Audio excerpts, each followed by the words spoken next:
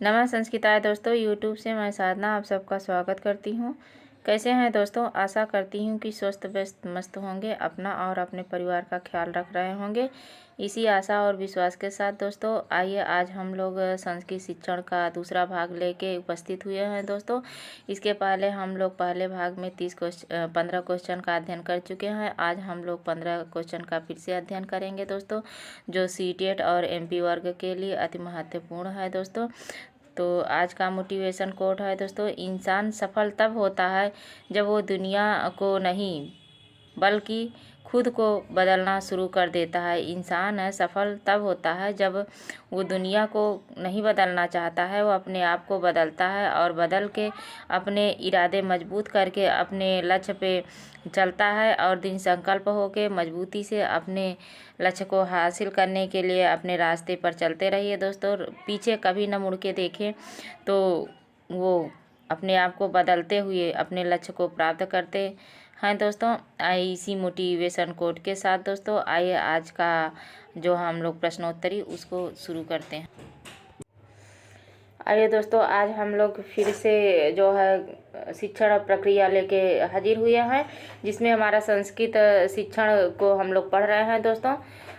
जो हमारे CTET paper होने वाले हैं उसका प्रश्नोत्तरी लेके हम लोग हाजिर हुए हैं और आइए इसका अध्ययन करते हैं। ये हमारा दूसरा भाग है दोस्तों, सीटेट जो संस्कृत पेटालॉजी का यानी संस्कृत शिक्षण का दूसरा भाग है। आइए इसे देखते हैं। हमारे स्क्रीन पर ये पहला क्वेश्चन है दोस्तों, यानी 21 नंबर क्वेश्चन है, 121 नंबर क्वेश्चन है, जो पेपर में भी इसी तरह आता है दोस्तों, ये इसी नंबर पे रहेगा। तो आइए इसको देखते हैं। क्या कहता है कि कविता पाठन पाठस्य उद्देश्य अस्ति। कविता पाठन पठन पाठन का क्या उद्देश्य है? इसका ये प्रश्न का जो अर्थ होगा वो क्या होगा कि कविता पठन पाठन का क्या उद्देश्य है। तो ऑप्शन ए कह रहा है कविता रचना या है नियम ज्ञानम, और बी कह रहा है प्रशंसनम आनंद प्राप्तिश्च, और दूसरा सी कह रहा है कविता या व्याकरणगत रूप ज्ञानम, और डी कह रहा है कवि विषय ज्ञानम। तो ABCD में क्या होगा दोस्तों? तो कविता पढ़ने का उद्देश्य क्या होता है? तो हमारा बी ऑप्शन सही हो जाएगा। कविता पढ़ने का उद्देश्य हो जाएगा प्रशसनम आनंद प्राप्तम च। प्रशसनम और आनंद प्राप्त, तो इसका उद्देश्य क्या होता है? कविता पठन पाठन से उद्देश्य होता है कविता पठन पाठन का प्रशंसा और आनंद प्राप्ति करना होता है। क्या होता है दोस्तों? प्रशंसा। कविता पढ़ने से हमें प्रशंसा प्राप्त होती है और जब हमें प्रसन्नता मिलती है तो हमें आनंद प्राप्त होता है। हमें नवचेतना और नव प्रेरणा प्रदान करती है, वह हृदय के भाव को उद्गार करती है। सस्वर से जो कविता पढ़ा जाता है तो उससे हमारे कई इंद्रियों का विकास होता है दोस्तों। हम सुनते हैं, हमें आनंदित होता है, जो हमारे मन को प्रफुल्लित करता है और हमें प्रसन्नता प्राप्त होती है और हमारी नवचेतना और प्रेरणा का भी विकास करता है। कविता का ये उद्देश्य होता है। आइए अगला क्वेश्चन देखते हैं कि अगला क्वेश्चन क्या कह रहा है। अगला क्वेश्चन हमारा कह रहा है कि दोस्तों छात्राणाम शब्दावली ज्ञान वर्धनार्थम अधोलिखितेषु कथमा प्रभावी तमो योजना स्यात्। यानी ये कह रहा है छात्रों के शब्दावली ज्ञानवर्धन के लिए निम्नलिखित में से किसकी प्रभावी योजना होती है? प्रभावी योजना किसकी होती है दोस्तों? जो छात्रों के शब्दावली ज्ञानवर्धन के लिए जो हमारी ये प्रभावी योजना कौन सी होती है?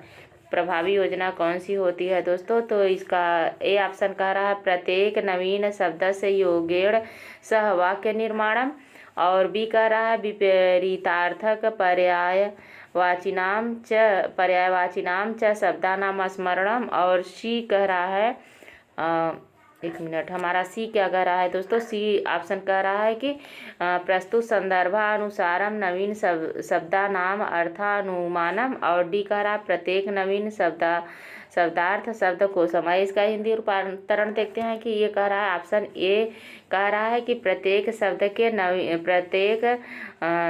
प्रत्येक नवीन शब्द के साथ शब्द का प्रयोग वाक्य का निर्माण करता है या विपरीतार्थक पर्यायवाची शब्द का निर्माण करता है, या सी कह रहा है कि प्रस्तुत संदर्भ के अनुसार नवीन शब्द और अर्थ का निर्माण करता है, और डी कह रहा है प्रत्येक नवीन संदर्भ शब्दकोश परामर्श का निर्माण करता है। तो इसका सही ऑप्शन क्या हो जाएगा, जो हमारा B number option number 22 question है उसका जो है क्या होगा, सही ऑप्शन क्या हो जाएगा दोस्तों। तो इसका सही ऑप्शन हो जाएगा हमारा सी ऑप्शन सही हो जाएगा। क्या होगा दोस्तों, सी ऑप्शन सही हो जाएगा। क्या है, प्रस्तुत संदर्भानुसार नवीन शब्दानाम अर्थान अनुमानम।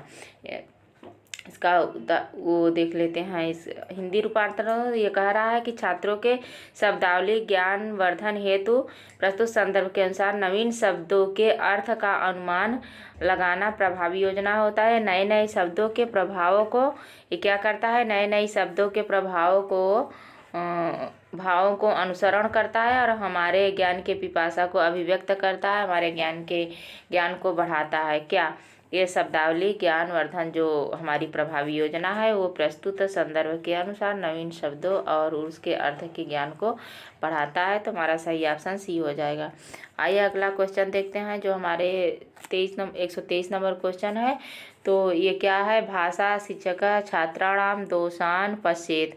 ये कह रहा भाषा जो भाषा होता है वो शिक्षक छात्रों के दोषों को क्या दिखाती है, छात्र और शिक्षक के दोषों को क्या दिखाती है, भाषा छात्र और शिक्षक के दोषों को क्या दिखाती है। ऑप्शन ए कह रहा है छात्र संशोधन संकेत रूपेण, और बी कह रहा है अधिगमे समस्या रूपेण, और सी कह रहा है अधिगमस्य बाधक रूपेण, और डी कह रहा है अधिगमस्य संकेत रूपेण। तो क्या होगा दोस्तों, भाषा शिक्षक और छात्र के दोषों को दिखाती है, किन दोषों को दिखाती है दोस्तों। तो इसका सही ऑप्शन हमारा हो जाएगा डी, अधिगमस्य संकेत रूपण को दिखाती है, ये सीखने के संकेत रूपक को दिखाती है। क्या, ये जो हमारी भाषा होती है सीखने के संकेत को दिखाती है। अगला क्वेश्चन 124 नंबर क्वेश्चन है, जो हमारे स्क्रीन पर है। क्या है, शिक्षिका खाद्य विषयक पाठस्य पठनार्थम निर्देशनात् पूर्वं स्वस्वभोजनं प्रवृत्ति विषय समूहेषु वार्तालापं कर्तुं छात्रान् निर्देशति एव स किं करोति। तो इसका हिंदी अर्थ समझिए दोस्तों, पहले अर्थ को समझिए उसके बाद इसके उत्तर को देने की कोशिश करिए। तो ये कह रहा है कि जो हमारी ये शिक्षिका है वो खाद्य विषयक पाठ को पढ़ाने के लिए निर्देशित करती है। वो छात्रों को, जो छात्र हैं उन्हें खाद्य विषयक पाठ को पढ़ाने के लिए निर्देशित करती है, और निर्देशित करने के पूर्व अपने अपने भोजन विषयक जो समूह में वार्तालाप करने को छात्रों को कहती है। तो वो क्या करना चाहती है, वो जो खाद्य विषयक पाठ को पढ़ाना चाहती है और अपने अपने भोजन की प्रवृत्ति के अनुसार समूहों में वार्तालाप करने को छात्रों को उससे कहती है। तो क्या करना चाहती है वो, ये ऑप्शन कह रहा है पाठस्य बोधपूर्वक पठनार्थम तान समर्थान करोति, और बी कह रहा है कक्षागत ज्ञानेन सह विद्यार्थी नाम जीवन अनुभव से संबंध स्थापयति, और सी कह रहा है कि तेषां भाषण कौशलस्य संवर्धनम करोति, डी कह रहा है पाठस्य उच्चैः पाठनार्थम छात्र समर्थानम करोति। तो आप लोगों को इन ABCD में कौन सा उत्तर सही लग रहा है बताइए। तो क्या लग रहा है, मुझे तो इसका बी ऑप्शन सही हो रहा है। सब वैसे भी CTET में सबसे बड़ा जो ऑप्शन होता है अक्सर वही सही होता है। तो क्या है, कक्षागत ज्ञानेन सह विद्यार्थी नाम जीवन अनुभव संबंध स्थापयति, यानी शिक्षिका जो है खाद्य विषयक पाठ को पढ़ाने के लिए छात्रों को निर्देशित करती है और अपने अपने भोजन के अनुसार समूहों में उन्हें वार्तालाप करने को कहती है। तो वो कक्षागत ज्ञान के साथ विद्यार्थियों के जीवन अनुभव के साथ संबंध को स्थापित करना चाहती है। क्या कहती है, कक्षागत ज्ञान के साथ विद्यार्थियों के जीवन अनुभव के संबंध को स्थापित करना चाहती है। ऑप्शन बी सही है दोस्तों। आइए अगला क्वेश्चन देखते हैं, जो 125 नंबर क्वेश्चन है। ये क्या कह रहा है, भाषा शिक्षणार्थम अधनेस्तु कथम व्यवहारादय से सिद्धांत न अनुसरति। ये कह रहा है भाषा शिक्षण हेतु निम्नलिखित में से कौन सा व्यवहार का अनुसरण नहीं करती है। यानी ये जो दिया गया है ABCD, इन सब में निम्नलिखित में से भाषा शिक्षण किस सिद्धांत व्यवहार का अनुसरण नहीं करता है। तो क्या ए कह रहा है भाषा शिक्षणार्थम अंतर्निहित यंत्रयम, और बी कह रहा है अनुकरणम दृष्टिकरणम च, और सी कह रहा है कंठस्थीकरणम अभ्यासश्च, और डी कह रहा है अभ्यास निर्माण प्रक्रिया। तो ABCD में क्या हो जाएगा दोस्तों, भाषा शिक्षणार्थम। तो भाषा शिक्षण के लिए व्यवहार का अनुसरण क्या नहीं करता है। तो बताइए क्या भाषा शिक्षणार्थम अंतर्निहित, इसका जो सही ऑप्शन होगा वो हमारा ए हो जाएगा दोस्तों, ए हो जाएगा। क्योंकि भाषा शिक्षण हेतु अंतर्निहित यंत्र व्यवहारिक सिद्धांत का अनुकरण नहीं करता है।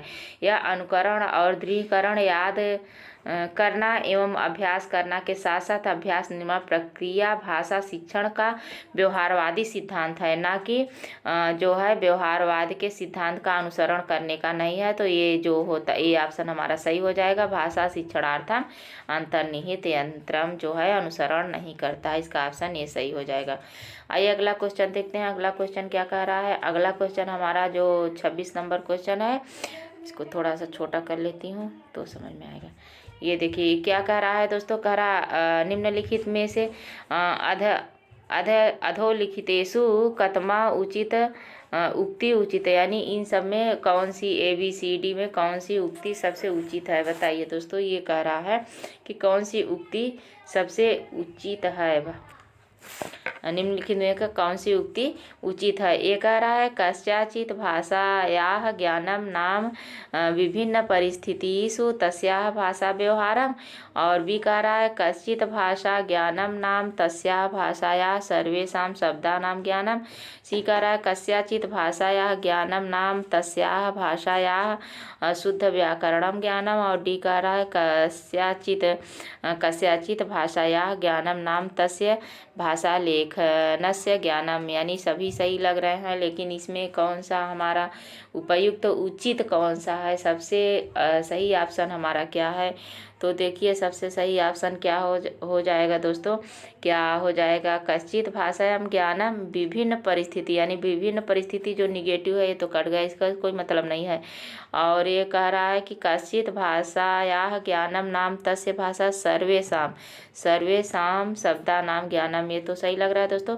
कश्चित भाषा ज्ञानम नाम तस्य भाषा शुद्धि करणम ज्ञानम नाम, और ये शुद्धिकरण है। कश्चित भाषा ज्ञान नाम ज्ञान तस्य गलत है, तो हमारा बी ऑप्शन सही हो जाएगा, बी ऑप्शन सही हो जाएगा। ये जो सबसे उचित जो हमारा ऑप्शन है वो क्या कह रहा है दोस्तों, वो कह रहा है कि अच्छा क्या है कि किसी भाषा के ज्ञान से तात्पर्य उस भाषा के सभी शब्दों के ज्ञान से है, क्योंकि शब्द जो ज्ञान से ही भाषा का अधिग्रहण होता है, जो अर्थ ग्रहण होता है वो ज्ञान से ही होता है भाषा का, या समझ विकसित होती है वो भाषा से ही होती है, नाम से नहीं होती है। तो ये कह रहा है कश्चित भाषा या ज्ञान नाम तस्य भाषा सर्वेषां शब्दानां ज्ञानम, सभी शब्दों से भाषा का ज्ञान होता है। तो हमारा बी ऑप्शन सही हो जाएगा। आइए अगला क्वेश्चन देखते हैं। अगला क्वेश्चन क्या कह रहा है। अगला क्वेश्चन हमारे स्क्रीन पे है जो 127 नंबर हमारे बुकलेट में है। तो ये है लेखन कौशल, लेखन कौशल, यहाँ कौशल होगा, लेखन कौशल विकास सामग्री, यहाँ कौशल होगा, ल होगा दोस्तों, न नहीं होगा, कौशल नहीं होगा, कौशल होगा। क्या होगा, कौशल होगा। तो ये है कि लेखन कौशल विकास सामग्री शिक्षक मुख्यतः अवधारयति। तो लेखन कौशल के विकास के समय शिक्षक को मुख्य रूप से शिक्षक किस पे आधारित होते हैं दोस्तों, क्या काल मर्यादा पे होते हैं, या बी कह रहा है सुंदर हस्ताक्षरम होता है, या सी कह रहा है व्याकरणम होता है, डी कह रहा है भावाभिव्यक्तिम होता है। क्या होता है, जो लेखन कौशल के समग्र विकास के लिए शिक्षक के मुख्य रूप आधार क्या होता है, तो मुख्य रूप आधार जो होता है वो हमारा बी ऑप्शन सही होगा। क्या होगा, बी ऑप्शन सही होगा, सुंदर हस्ताक्षरम, यानी जो लिखने की प्रक्रिया सुंदर होनी चाहिए। क्या होनी चाहिए दोस्तों? लेखन कौशल के विकास के समय शिक्षक को मुख्य रूप से अभिव्यक्ति प्रदान होना चाहिए, क्योंकि लेखन कौशल की जो चाहत शब्द ज्ञान के साथ साथ भाव पर आधारित होती है। किस पे होती है दोस्तों? भाव पर आधारित होती है। सॉरी दोस्तों, तो इसका सही ऑप्शन हो जाएगा भाव पर आधारित होती है।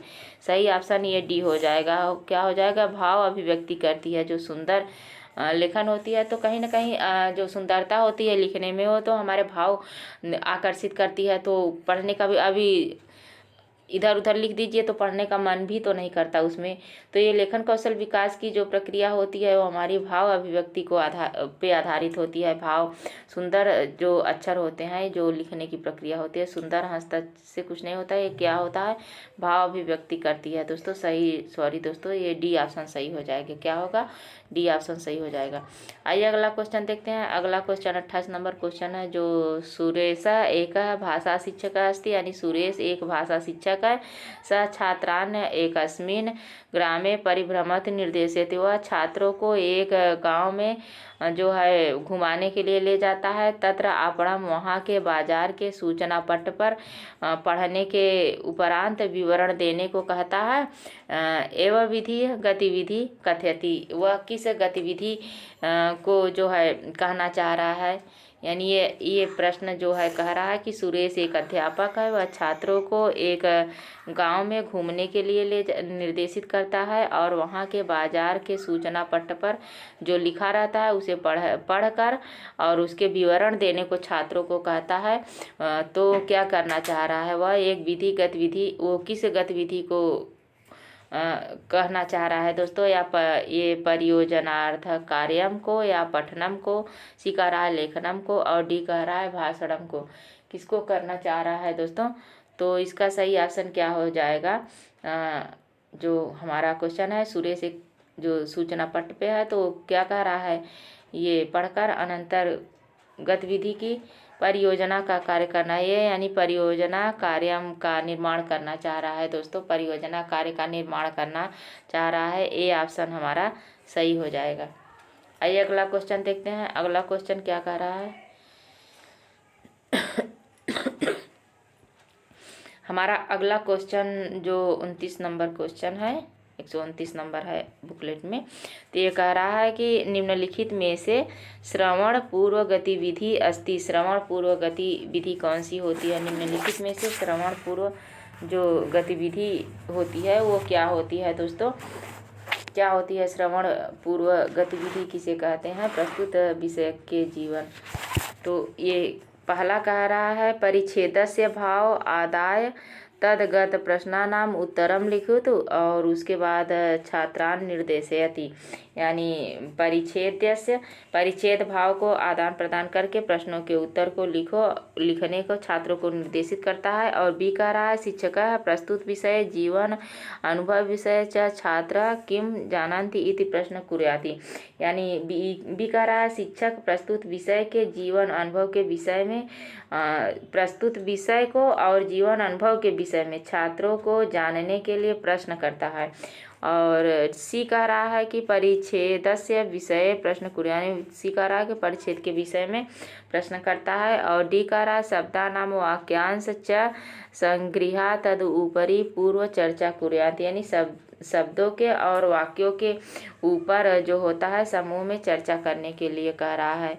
तो श्रवण पूर्व गतिविधि जो होती है उसका सही ऑप्शन क्या हो जाएगा? उसका सही ऑप्शन हो जाएगा शिक्षक प्रस्तुत विषय को जीवन अनुभव के विषय में छात्र क्या जानना चाहते हैं इस प्रकार प्रश्न करना चाहता है, यह श्रवण पूर्व गतिविधि है। तो इसका सही ऑप्शन क्या हो जाएगा दोस्तों? सही ऑप्शन इसका बी हो जाएगा।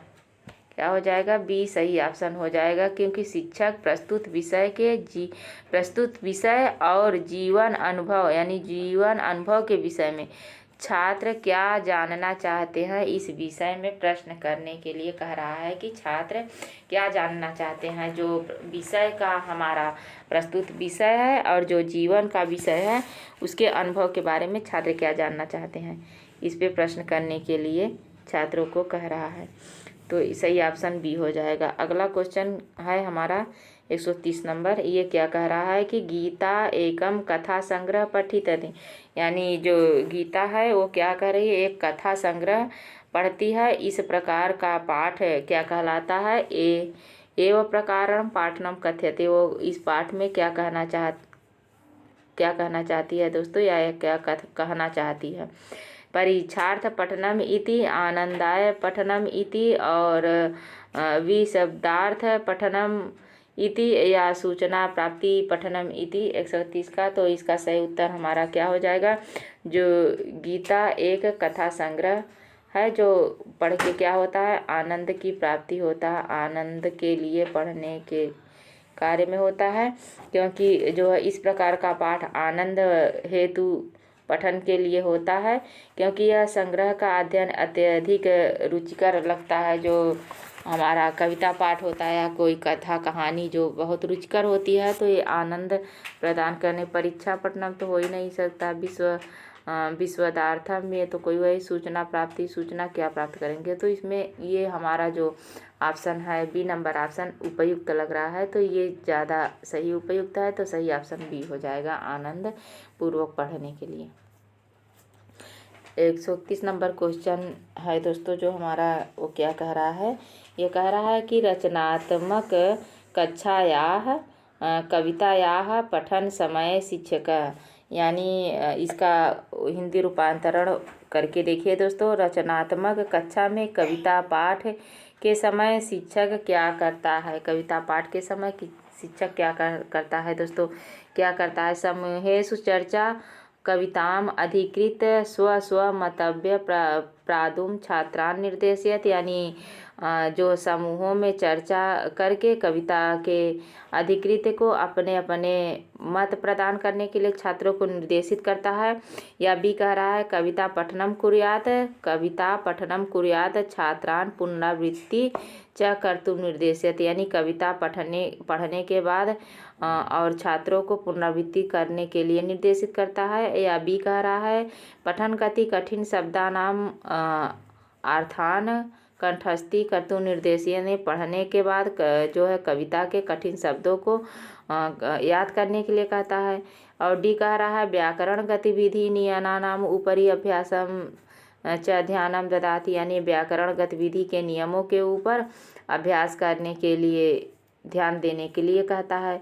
तो इसका सही ऑप्शन क्या हो जाएगा दोस्तों, तो 131 नंबर के जो सही ऑप्शन होगा ये ए नंबर हो जाएगा दोस्तों, ए ऑप्शन सही हो जाएगा। क्योंकि समूह में कविता पढ़ने के बाद समूह में जो होता है उसके ऊपर अधिक से अधिक अपने अपने मत प्रदान करने छात्रों को निर्देशित करता है, अपने अपने मत, यानी अपने अपने मत स्वतंत्र रूप से, तो स्वतंत्रता इसी में दे, बाकी सब में तो पुनरावृत्ति चक्कर आती है, नहीं, ये सब गलत है दोस्तों।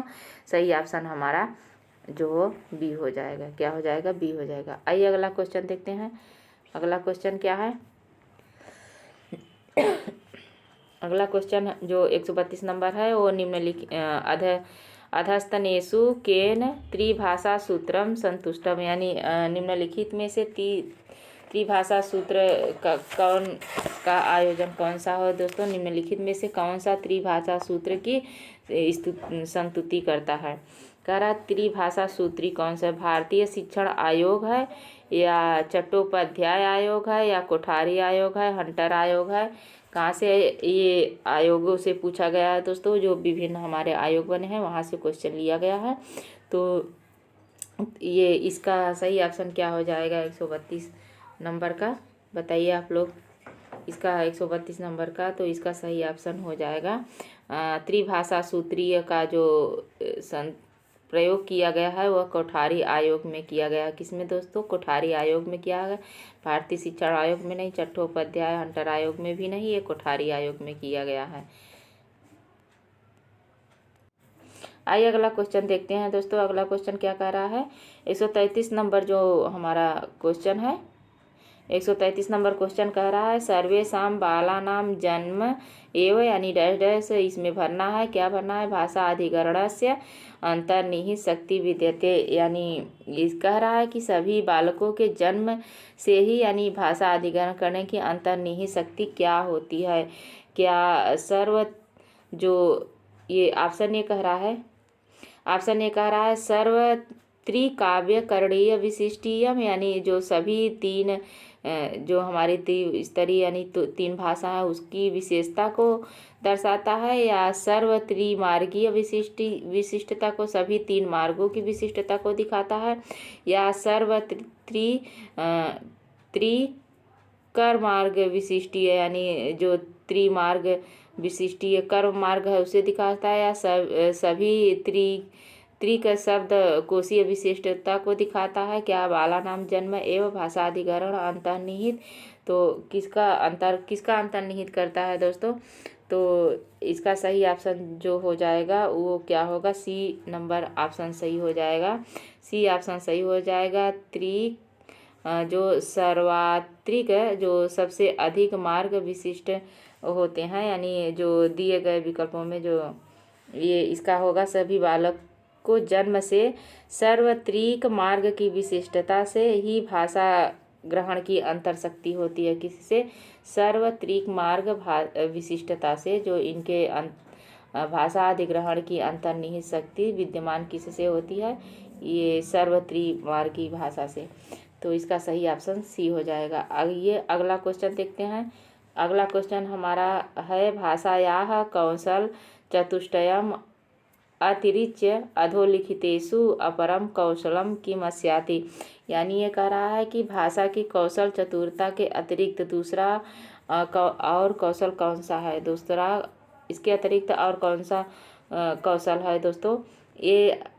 ए ऑप्शन कह रहा है कि सर्जन कौशल है, और बी ऑप्शन कह रहा है कि संप्रेषण कौशल है, सी ऑप्शन कह रहा है चिंतन कौशल, और डी ऑप्शन कह रहा है कि अध्ययन कौशल। क्या है दोस्तों? इनमें से कौन सा होगा? तो इसमें सर्जन कौशल क्या होता है? भाषा की कौशल चतुरता चिंतन कौशल में ही है। चिंतन कौशल से ही व्यक्ति का बहुमुखी विकास होता है। चिंतन करने से ही बहुमुखी का विकास होता है। तो सही ऑप्शन हमारा सी हो जाएगा। क्या होगा कि भाषा कौशल चतुष्टय के अतिरिक्त जो अपर कौशल है वो चिंतन कौशल भी होता है। कौन सा? चिंतन कौशल, यानी सी ऑप्शन सही हो जाएगा। आइए अगला क्वेश्चन देखते हैं कि अगला क्वेश्चन क्या कह रहा है कि बहुभाषिकतयायाः उपयोगः साधन रूपेण अनिवार्यतया क्रियते येन, यानी ये कह रहा है बहुभाषा के उपयोग साधन रूप में किसकी अनिवार्यता सबसे अधिक होती है? बहुभाषा उपयोग में साधन के रूप में किसकी अनिवार्यता सबसे अधिक होती है दोस्तों? ऑप्शन ए कह रहा है बहुभी भाषाभि बालाः अधिगम कुर्युः, और बी कह रहा है बालाः बहुनाम भाषणम अधिगम कुर्युः, और सी कह रहा है शिक्षिका बहुनाम भाषणम अधिगम कुर्यात्, और डी कह रहा है प्रत्येक बालाः सवैद्युत स्वकृति च इति अनुभवं करोति। तो हमारा सही ऑप्शन इसका क्या हो जाएगा दोस्तों? 135 नंबर क्वेश्चन के कहते बहुभाषिकता का उपयोग साधन रूप में अनिवार्यतः जो होता है वो प्रत्येक बालक के सविध रूप से विकसित करने का अनुभव करता है। क्या होता है दोस्तों? प्रत्येक बालक इसमें शिक्षिका का कोई रोल ही नहीं है। बाला नाम बहुना भाषा बहुभाषा क्या करेंगे दोस्तों? और ये है बहुवी भाषा बालम अधिगम, यानी खुद से भाषा बालक अधिग्रहण करके क्या करेंगे? तो ये क्या है? प्रत्येक बाला यानी प्रत्येक बालक जो है सौविधित और स्वीकृत अनुभव करेंगे। जो भाषा होती है वो क्या होती है? सौविध्य रूप से स्वीकृति और अनुभव करने को करता है। कौन? ये बहुभाषा के साधन के अनुरूप जो होता है। तो ऑप्शन डी सही हो जाएगा। तो ये रहा आज का हमारा 15 क्वेश्चन दोस्तों। तो जो हम लोगों ने इसका अध्ययन किया, वीडियो कैसा लगा आप लोगों को? अगर समझ में आया हो दोस्तों तो इसे कमेंट बॉक्स में हमें सुझाव दीजिएगा कि इस तरह से हम बनाते रहें वीडियो और आप लोग इसका लाभ लेते रहें, और इसमें क्या कमियां हैं, इसमें क्या सुधार कर सकते हैं दोस्तों। तो ये हमारे जो CTET के लिए उपयोगी संस्कृत शिक्षण पर आधारित प्रश्न है। तो जो भी कुछ थोड़ा बहुत हम इसमें कोशिश किए हैं दोस्तों, तो आप लोगों को समझाने की कोशिश किए हैं। अगर समझ में आया हो तो इसे चैनल को सब्सक्राइब करिए और लाइक शेयर करिए दोस्तों, ताकि सभी जो हमारे दूर दराज साथी हैं उन सब में ये पहुँचे और इसका लाभ भी सब लोग उठा सके दोस्तों, और अपनी तैयारी को मजबूत बना सके। तो आज बस यहीं तक दोस्तों। नमः संस्कृताय। धन्यवाद दोस्तों।